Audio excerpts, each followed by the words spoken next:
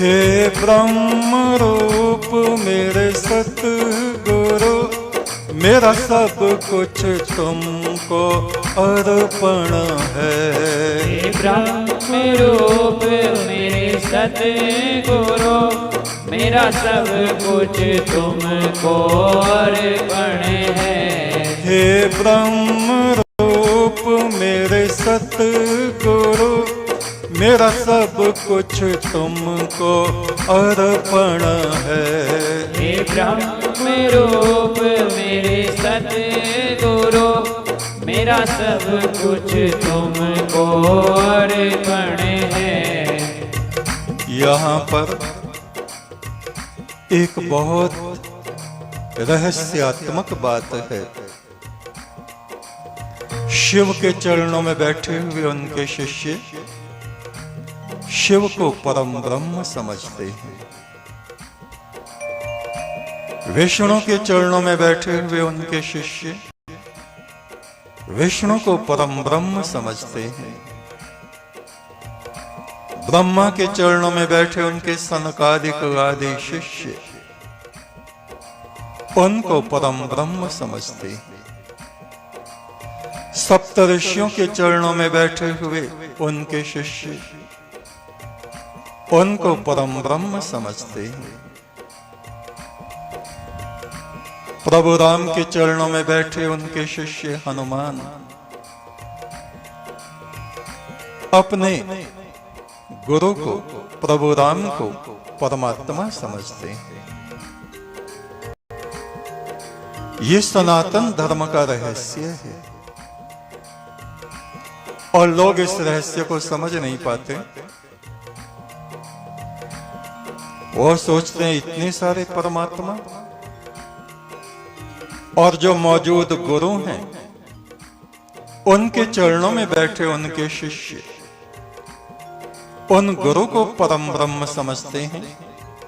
चाहे वो गुरु कबीर हों, चाहे वो गुरु रविदास हों, चाहे वो गुरु वाल्मीकि ऋषि हों, आदिकाल से एक ही प्रकाश की धारा भारतवर्ष में बह रही है। उस धारा को ही सनातन धर्म कहा गया है। वो क्या है?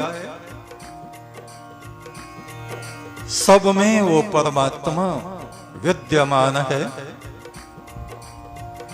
और हमें शिक्षा देने वाले, ईश्वर की तरफ ले जाने वाले गुरु में विशेष रूप से वो प्रकट है। तो इसमें हम समझ लेते हैं ये तो शिव को भी भगवान कह रहे हैं, ये तो विष्णु को भी भगवान कह रहे हैं, ये तो राम को भी भगवान कह रहे हैं, ये तो कृष्ण महाराज को भी भगवान कह रहे हैं। कितने भगवान हो गए, कितने परमात्मा हो गए, ये तो गुरु को भी भगवान कह रहे हैं।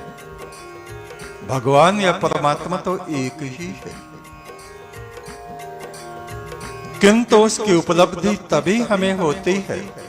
ये रहस्य है। जो शिष्य अपने गुरु के चरणों में बैठा है, चाहे वो हनुमान हो, चाहे वो कृष्ण महाराज के शिष्य अर्जुन हो, या कबीर के शिष्य धर्मदास हो, या और कोई, जब तक गुरु के विग्रह को हम पंच तत्व समझते हैं, मट्टी, पानी, आग, उससे काम बनने वाला नहीं। यह सनातन सिद्धांत है। गुरु अंधकार से प्रकाश में ले जाने वाले, गु माने अंधकार, रू माने प्रकाश। जो ईश्वर की सत्ता हमें असत्य से सत्य की तरफ ले जा रही है, गुरु। जो ब्रह्म सत्ता हमारे सामने है, हमसे बात कर रही है, और हमें अंधकार से प्रकाश की तरफ ले जा रही है। जो ब्रह्म सत्ता हमें मृत्यु से अमरत्व की तरफ ले जा रही है, वो है गुरु। और उनको ब्रह्म रूप मानना शिष्य का कर्तव्य। पहले धारणा करना कि ये मनुष्य नहीं है, परम ब्रह्म है। उसके पश्चात फिर ऐसी धारणा करके जो ब्रह्म तत्व गुरु के अंतरात्मा में प्रकट हुआ है, धारणा से श्रद्धा, श्रद्धा से भक्ति, भक्ति से ज्ञान और ज्ञान से विज्ञान, फिर वो ब्रह्म तत्व एक शिष्य के सामने प्रकट हो जाता है। कैसे होता है? उसका एक उदाहरण, अभी पितृ अमावस्या थी। हमारे यहां रहने वाली 2 माताएं, उनके हाथों में हर वक्त जपने की माला रहती और वो जपते रहते हैं। ज्यादातर हमने देखा है वो मंत्र जपते रहते हैं। मंत्र जपने से, लगातार जपने से, अधिक जपने से क्या होता है? हमारे भीतर का जो माया तत्व है वो क्षीण पड़ जाता है और ब्रह्म तत्व प्रबल हो जाता है। ये विज्ञान है। और पहली माता ने हमको बताया, अमावस्या में ज्योति के सामने हम सिमरन कर रहे थे, आंखें बंद थी और हमने देखा ज्योत में से एक बहुत बड़ा प्रकाश निकला और उस प्रकाश में स्वर्ण आभूषणों से मंडित सुसज्जित कुमार कार्तिकेय, उनके मस्तक पर मुकुट है। वो मंद मंद मुस्कुरा रहे हैं। बंद आंखों से भी दिखते हैं और खुली आंखों से भी दिखते हैं। और भी बहुत से देवगणों को उन्होंने उस ज्योति में देखा। वे कहीं से आ रहे थे और कहीं को जा रहे थे। बहुत थोड़े से समय के लिए उनको ये झलकी दिखाई दी। तो अब कहें ये मन का विकार है, ये सपना है, ऐसा नहीं। देव सत्ताएं हैं, विचरण करती हैं। उनका अनुभव हमें कब होता है? जब हमारा ब्रह्म तत्व बढ़ जाता है, माया तत्व कम हो जाता है। एक दूसरी माता ने हमें बताया, उसी दिन मैंने सोचा, वो माता कहती है, मैंने सोचा जैसे यहां गुरु दरबार में आरती होती निरंकार परमात्मा की और गुरु की आरती, क्या स्वर्ग में भी ऐसे ही होती है?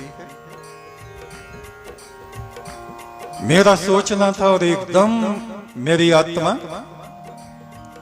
कहीं अलग पहुंच गई और मैंने देखा स्वर्ग में झमाझम झमाझम झमाझम झमाझम झमाझम प्रकाश हो रहा है और कितने ही देवगण निरंकार परमात्मा की स्तुति कर रहे हैं, आरती कर रहे हैं। असंख्य ज्योतियां वहां जल रही हैं और गुरु की आरती भी हो रही है। ये दिव्य अनुभव हमें प्राप्त होते हैं कब? जब हमारे भीतर ब्रह्म तत्व की वृद्धि हो जाती है। और ये कब होती है? धारणा, ध्यान, श्रद्धा, भक्ति, मंत्र जप, उपवास, ये सब चीजें एक जगह इकट्ठी होती हैं तो हमारे भीतर ब्रह्म तत्व बढ़ जाता है। शरीर में रहने वाला ब्रह्म तत्व और आकाश में रहने वाला ब्रह्म तत्व दोनों जब एक साथ टकराते हैं तो इस तरह की दिव्य अनुभूतियां साधक को अक्सर ही हुआ करती हैं। तो परमात्मा तो एक ही है, उसका प्रकाश पृथ्वी से लेकर अंतरिक्ष तक असंख्य असंख्य लोकों में एक ही प्रकाश हो रहा है। उसी की स्तुति है, उसी की आराधना है। और वो प्रकाश गुरु के शरीर में आके ऐसे इकट्ठा हो जाता है जैसे प्याले में कोई अमृत इकट्ठा हो गया, और गुरु के शरीर से, उस प्याले से वो अमृत की तरंगें चारों तरफ फैलती। पहले जहां वो मौजूद हैं उनकी चारों तरफ वो अमृत तरंगे फैलती। फिर वहां पे उपस्थित जो शिष्यगण हैं, जो ईश्वर के ध्यान में हैं, वो ईश्वरीय तरंगे उनमें प्रविष्ट होती और उनको परम ब्रह्म की तरफ खींचती हैं।